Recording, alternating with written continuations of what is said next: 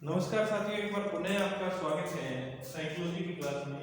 पिछले वीडियो में हम लोगों ने समायोजन तंत्र के बारे में पढ़ा था।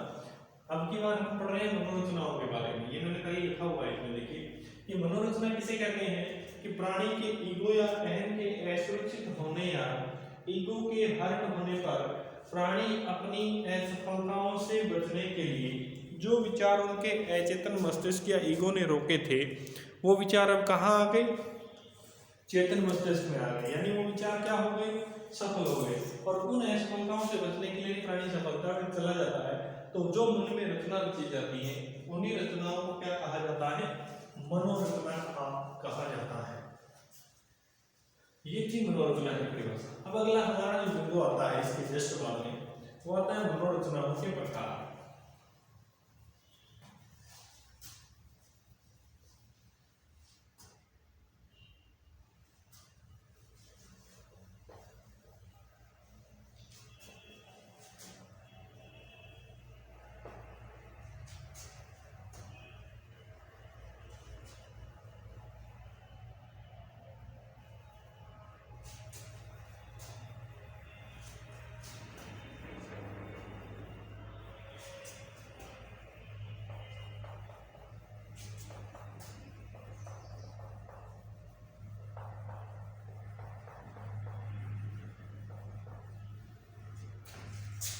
अगला है हमारा मनोरचनाओं के प्रकार।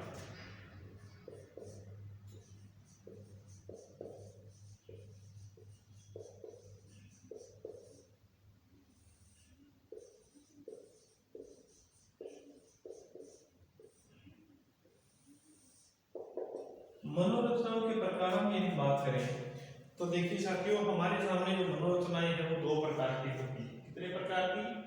दो प्रकार की। एक तो प्राथमिक मनोरचना, दूसरी गौण मनोरचना है।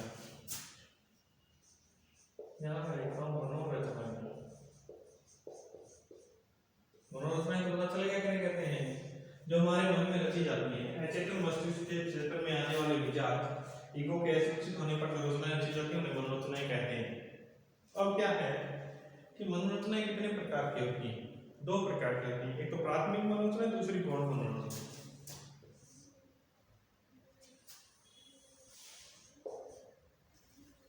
एक तरफ हम लिखते हैं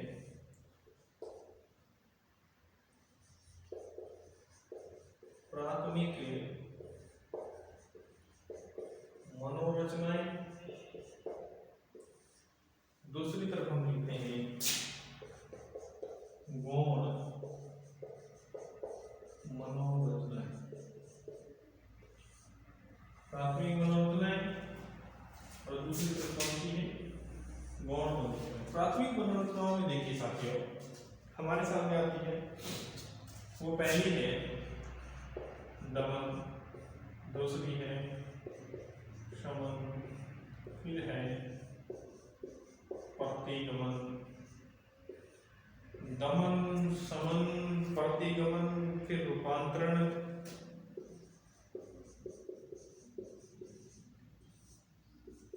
रूपांतरण के बाद उन्नयन या उन्नतीकरण,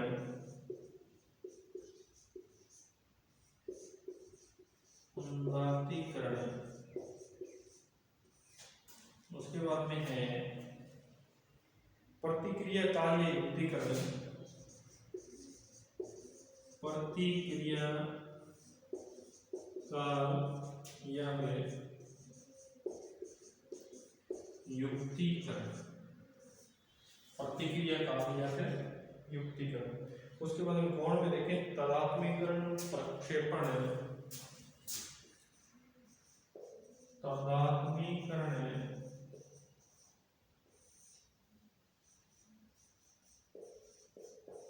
प्रक्षेपण, कल्पना तरंग या मनोविलास, कल्पना तरंग या मनोविलास,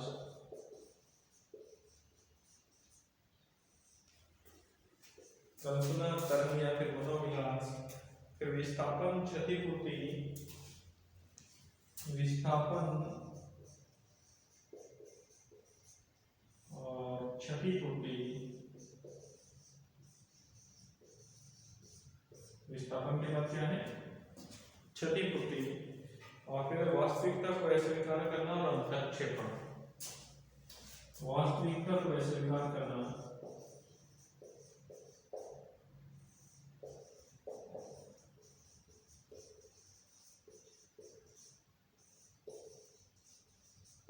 वास्तविकता को अस्वीकार करना और अंतःक्षेपण।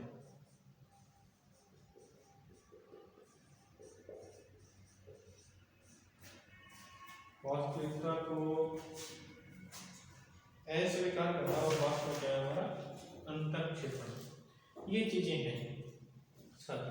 अब इनको समझिए, पहले एक एक को समझेंगे। इनमें से कई बार क्वेश्चन आता है, हर बार भी लगभग क्वेश्चन आ ही जाता है इनमें से। इनमें हम पढ़ते हैं, सबसे पहले देखिए हमारे सामने मनोरचनाओं के बारे में हम लोगों ने पढ़ा। मनोरचनाओं के बाद में हमने पढ़ा कि मनोरचनाएं कितने प्रकार की होती हैं। पहली तो बात हमें ये पता होनी चाहिए कि मनोरचनाएं आती कहाँ से, किस तरीके से रची जाती हैं। मनोरचनाएं साथियों वही होती हैं जो हमारे मन में रची जाती हैं, और मन में रची जाने वाली क्रियाएं, हर एक क्रिया जो होती है वो मनोरचना कहलाती है। और फिर हमने यहाँ मनोरचनाओं को रूप नाम दे दिए। हमने यहाँ पे जो भी दिए हैं वो नाम दिए हैं मनोरचनाओं। कितने प्रकार की मनोरचनाएं मुख्यतः होती हैं, और इन मनोरचनाओं को भी हम लोगों ने दो भागों में विभाजित कर दिया। कितने भागों में? दो भागों में। एक में तो हमने डाल दिया प्राथमिक मनोरचनाएं, दूसरी हमारी कौन सी हो गई? गौण मनोरचनाएं। प्राथमिक जो मनोरचनाएं हैं उनमें हम लोगों ने शामिल किया है, पहली क्रिया है दमन की, दूसरी है समन की, तीसरी प्रतिगमन, चौथी है रूपांतरण की, और रूपांतरण के बाद पांचवी जो है हमारी उन्नयन या उन्नतीकरण की है, फिर है प्रतिक्रिया काल, और फिर युक्तिकरण। और उधर हमने गौण मनोरचनाओं में क्या देखा है, एक है तादात्म्यकरण, फिर अगला है प्रक्षेपण, फिर है कल्पना तरंग या जिसे हम कहते हैं मनोविलास, और फिर है विस्थापन, और वही फिर है क्षतिपूर्ति, और फिर है वास्तविकता को अस्वीकार करना, और लास्ट का हमारा क्या है? अंतःक्षेपण। ये इतनी मनोरचनाएं जो है इनको हम दो रूपों में डालते हैं। ये प्राथमिक मनोरचनाएं हमने इसलिए लिखा क्योंकि ये क्रियाएं अक्सर होती रहती है। ये क्या होती हैं? होती तो ये भी है, लेकिन ये कहीं पर भी प्राणी को खुद को महसूस नहीं हो पाता कि तुमने ऐसी क्रियाएं करनी शुरू कर दी है, लेकिन इसमें प्राणी को कुछ न कुछ एहसास होता जाता है। इसी कारण से हमने इनको दो भागों में रखा है।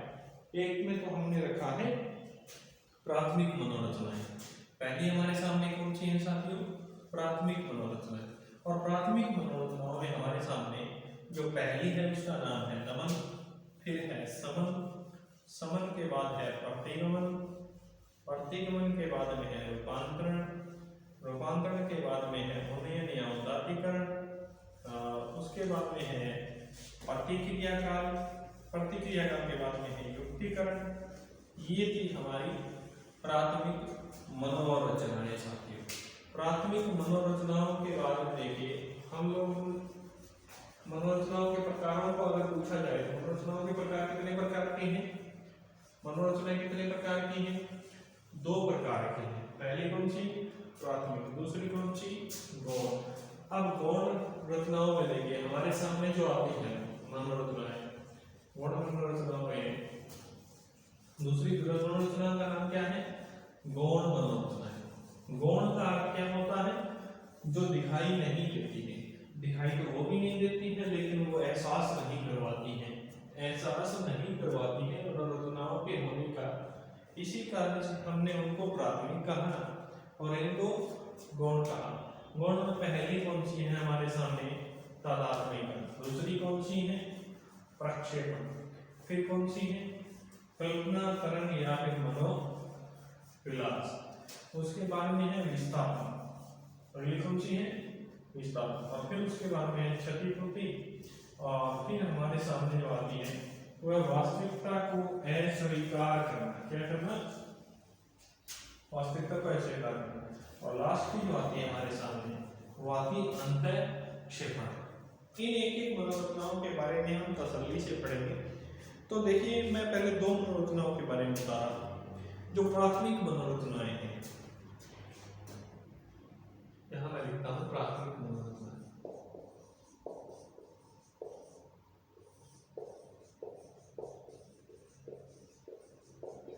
और प्राथमिक मनोरचनाओं में देखें हमारे सामने आती है साथियों, एक तो दमन और दूसरी कौन सी है, नमन और समन मनोरचनाओं के बारे में हम अध्ययन करते हैं। नमन और नमन के बारे में हम अध्ययन करें तो साथियों देखिए, दमन, सबसे पहले दमन और समन की क्रिया देखिए कि प्राणी के विचार तीन चेतना के रूपों में, कितने रूपों में लगा, चेतन, अर्ध चेतन और तीसरा कौन सा है, इन तीनों को समझिए पहले से। पहला हमारा कौन सा रूप है, चेतन है। दूसरा जो हमारा जो रूप है वो है अर्ध चेतन का, और तीसरा जो है वो है अचेतन का। इन तीन रूपों में हम इनको रखते हैं। अब तीन रूपों में देखिए साथियों हमारे सामने क्या होता है कि कई विचार हमारे जो होते हैं मस्तिष्क में, कई बार जो विचार होते हैं वो हमारे विचार चेतन से किसमें चले जाते हैं, अर्ध चेतन में, और अचेतन से कहां चले जाते हैं, अचेतन में चले जाते हैं हमारे विचार।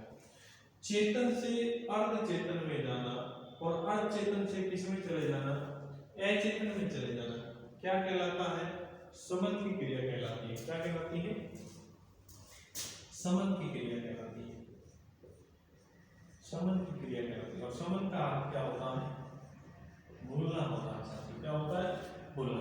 अब देखिए ये विचार हमारे कहां से कहां में, चेतन से अचेतन, चेतन से अचेतन में। और कई बार हमारे विचार चेतन से कहां चले जाते हैं, सीधे डायरेक्ट अचेतन में चले जाते हैं। ऐसा होना क्या कहलाता है, दमन कहलाता है। क्या कहलाता है, दमन। दमन का अर्थ होता है त्यागना या फिर छोड़ना, त्यागना या फिर छोड़ना। अब इनके बारे में आपको मैं तसल्ली से दिखवा देता हूँ। देखिए अभी तो हमारे सामने दो चीजें हैं, यानी मस्तिष्क के कितने भागों को हमने, मस्तिष्क के भागों को कितने रूप में बांटा, तीन में। पहला कौन सा, चेतन, दूसरा कौन सा, अर्धचेतन, और तीसरा कौन सा, अचेतन। जब हमारे कुछ विचार होते हैं चेतन मस्तिष्क में होते हैं, चेतन से कहां जाते हैं, अर्धचेतन में, अर्धचेतन से अचेतन में। तो वो चेतन से अर्धचेतन और चेतन से अचेतन में जाना क्या कहलाता है, समन कहलाता है। समन का अर्थ होता है भूलना। अब चेतन से विचार सीधे ही डायरेक्ट अचेतन में चले जाते हैं, चेतन से अचेतन में जाना ही क्या कहलाता है, दमन, जिसका अर्थ क्या होता है, त्यागना या फिर छोड़ना होता है। तो ये रूप रखा, तो ये रूप हम लोगों ने रखा था किसका, इस समन और दमन का। अब इसके बारे में सही रूप से आप लोगों को बुक की भाषा से पहले कौन देखिए,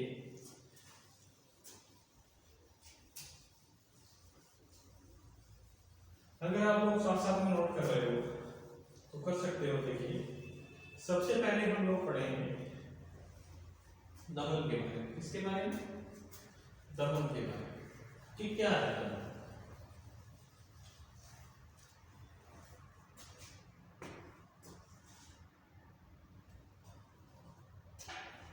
पहला हम यहां लिखते हैं दमन, किसे कहते हैं दमन। दमन में देखिए जब व्यक्ति की इच्छा और आवश्यकताओं की पूर्ति ना होने पर, जब व्यक्ति की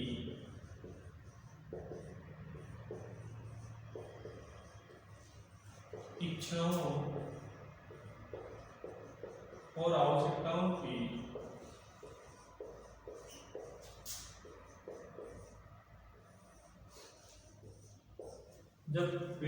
इच्छा और आवश्यकताओं की पूर्ति ना होने पर,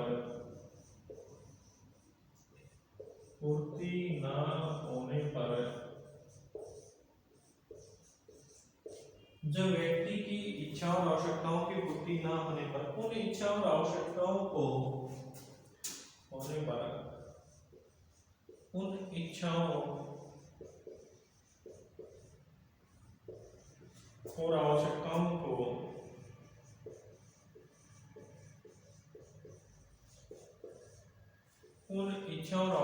को सीधे ही अचेतन मन, उन इच्छा और आवश्यकताओं को चेतन मन से सीधे अचेतन में भेज देता है।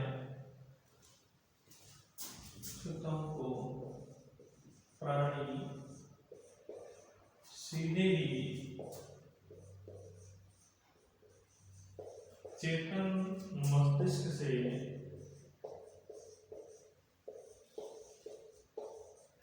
अचेतन में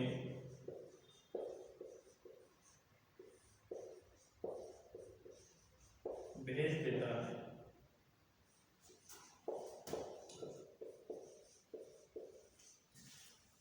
चेतन मस्तिष्क से सीधे अचेतन मस्तिष्क में भेज देता है तथा व्यक्ति को इस बात की जानकारी नहीं रहती कि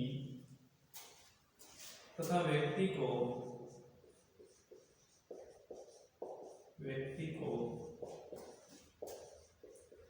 इस बात की जानकारी नहीं रहती कि तो व्यक्ति को इस बात की जानकारी नहीं रहती कि वह किसी इच्छा आवश्यकता का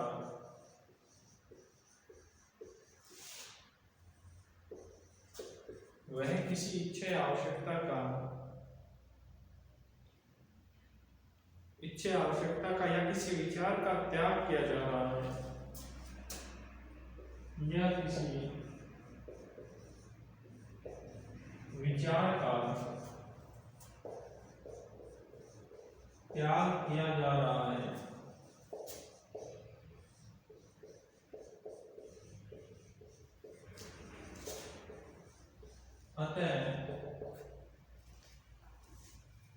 अतः किसी इच्छा आवश्यकता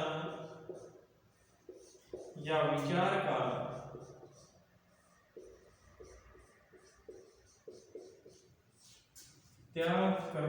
त्याग किया जाना ही दमन का रूप कहलाता है।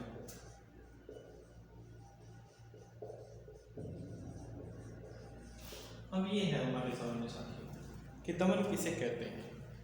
दमन का एक रूप होता है कि जब व्यक्ति की, मैंने एक बात आप लोगों को शुरुआत में ही बताई कि प्राणी की इच्छाएं और आवश्यकताएं हैं।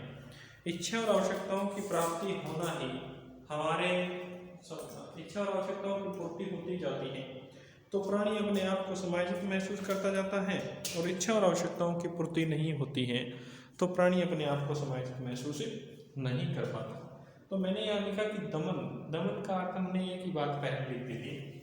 दमन का अर्थ होता है, साथियों अपनी भाषा में मैं लिखूं तो दमन का अर्थ होता है त्यागना,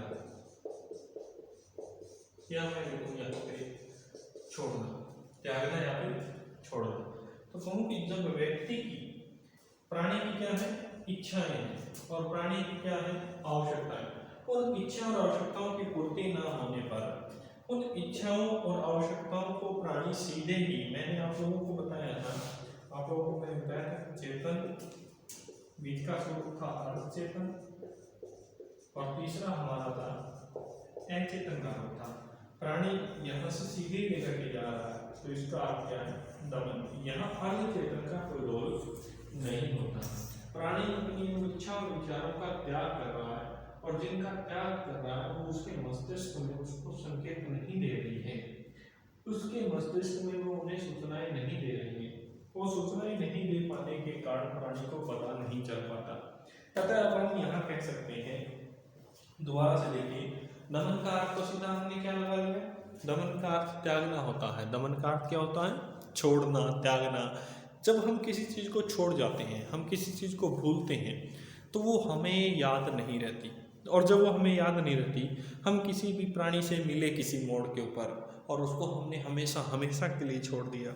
जब हमने उनको हमेशा हमेशा के लिए छोड़ा तो वो चीज़ हमारे मस्तिष्क में, हमारे जहन से हमेशा हमेशा के लिए चली गई। इसी यही बात मैंने यहाँ पे लिखवाई है अपनी भाषा में कि जब व्यक्ति की इच्छा और आवश्यकताओं की पूर्ति ना होने पर उन इच्छाओं और आवश्यकताओं को प्राणी सीधे ही चेतन मस्तिष्क से अचेतन में भेज देता है। चेतन मस्तिष्क से कहाँ भेज देता है, अचेतन में भेज देता है। पहले तो चेतन में थी। जैसे मैंने आपको बताया समायोजन तंत्र में कि अचेतन मस्तिष्क में जो विचार होते हैं प्राणी के, वो अचेतन मस्तिष्क किस में आने का प्रयास करते हैं, चेतन में आने का प्रयास करते हैं। और चेतन में किस लिए आते हैं, क्योंकि उनका जो बीच का जो ईगो है वो हर्ट हो जाता है। हर्ट होने की वजह से वो चेतन में आने का प्रयास करते हैं।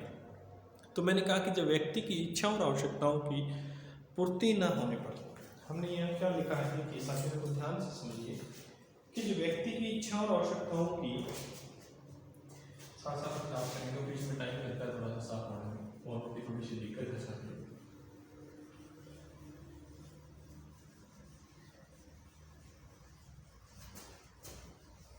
कि जब व्यक्ति की इच्छाओं और आवश्यकताओं की पूर्ति न होने पर उन इच्छा और आवश्यकताओं को प्राणी सीधे ही चेतन मस्तिष्क से अचेतन में भेज देता है, तथा व्यक्ति को इस बात की जानकारी नहीं रहती कि वो किसी विचार, इच्छा, आवश्यकता का त्याग कर रहा है। उन इच्छाओं, विचारों, आवश्यकताओं का त्याग करना है क्या कहलाता है? दमन। उनका रूप क्या कहलाता है? दमन कहलाता है।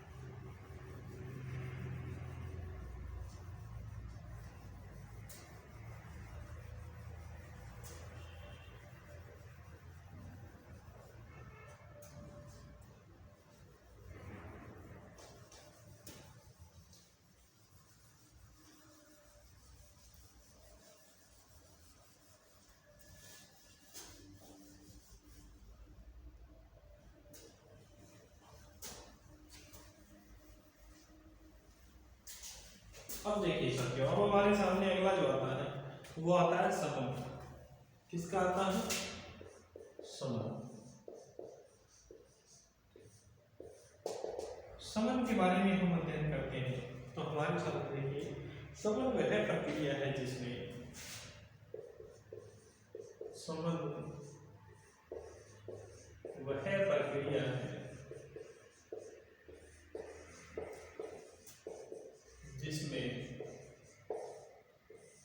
समन वह प्रक्रिया है जिसमें व्यक्ति किसी अनचाहे विचार को व्यक्ति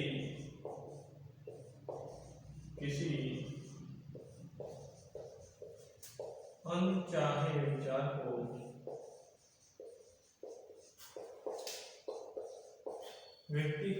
अनचाहे विचार को अपनी जानकारी में ही अचेतन में अपनी जानकारी में ही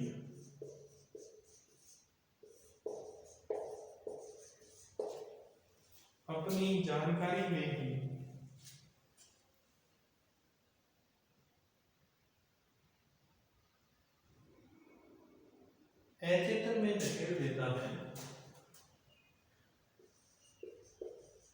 अचेतन में धकेल देता है, अपनी जानकारी में ही अचेतन में धकेल देता है। इस प्रकार समन में व्यक्ति यह जानता है कि इस प्रकार समन में व्यक्ति यह जानता है कि इस प्रकार समन में व्यक्ति यह जानता है कि वह किसी इच्छाओं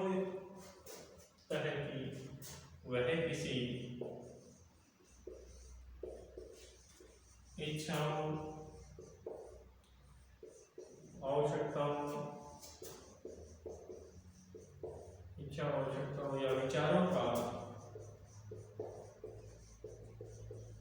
त्याग, वह किसी इच्छाओं आवश्यकता विचारों का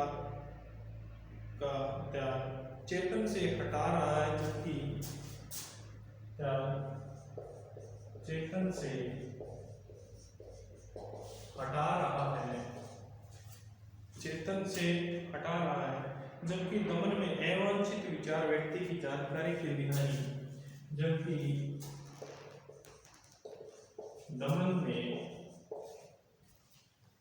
अवांछित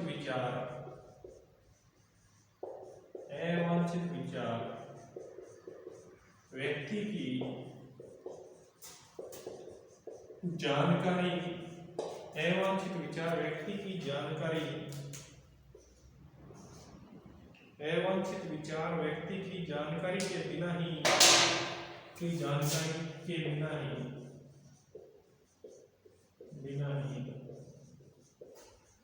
अचेतन में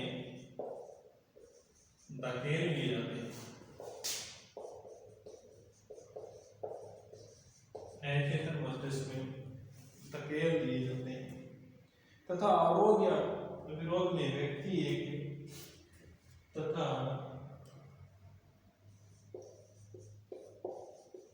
अवरोध या विरोध में व्यक्ति एक, अवरोध या विरोध में व्यक्ति एक विशिष्ट क्रिया समाज द्वारा एवं से अपने आप को जानबूझकर, व्यक्ति एक विशिष्ट क्रिया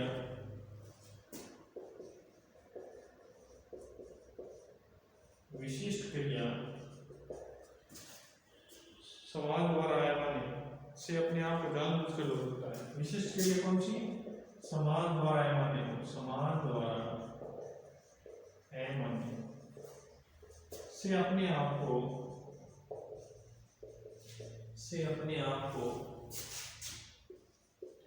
जानबूझकर दूर रखता है। अब देखिए साथियों, समझने वाली बात तो वही आ गई। एक तो क्या है? चेतन। दूसरा रूप क्या है? अर्ध चेतन का। और तीसरा कौन सा है? अचेतन। कई बार प्राणी के विचार कहाँ से कहाँ गए? चेतन से अचेतन, अचेतन में कहाँ गए? ये होता है समन। समन का अर्थ क्या होता है? भूलना। चेतन से कहाँ से चले गए? अचेतन। यहाँ क्या कहलाया? दमन। दमन का अर्थ क्या होता है? त्यागना या छोड़ना। ये क्रियाएं होती हैं साथियों। अब समन में क्या होता है? समन में ये क्रियाएं जो व्यक्ति क्या है अपनी किसी अनचाहे विचार को अपनी जानकारी में से अचेतन में धकेल देता है। इस प्रकार समन में व्यक्ति यह जानता है कि किसी इच्छाओं और आवश्यकताओं और विचारों का त्याग चेतन से हटा रहा है, जबकि दमन में अवांछित विचार व्यक्ति की जानकारी के बिना ही अचेतन में धकेल दिए जाते हैं तथा अवरोध या विरोध में व्यक्ति एक विशिष्ट क्रिया समाज द्वारा माने जो अपने आप को जानबूझकर दूर रखता है। ये मैंने नीचे समझा दिया। धन्यवाद साथियों, मिलते हैं अगली वीडियो के साथ।